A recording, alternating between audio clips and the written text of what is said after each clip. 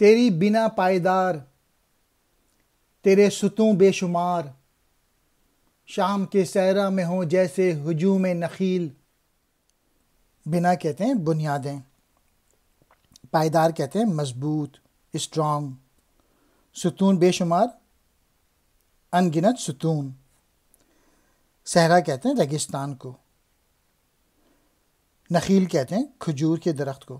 علامہ اقبال نے اس شعر میں مسجد قرطبہ سے کہہ رہے ہیں کہ تیری عمارت کی بنیاد جو ہے وہ نہایت مضبوط ہے، اور تیرے ستون، مسجد قرطبہ کے جو ستون کی تعداد ہے وہ 1417 ہیں، اتنے ہیں کہ گنے نہیں جا سکتے، جس کی وجہ سے تو آج بھی اپنی اصلیت پہ قائم ہے، جیسے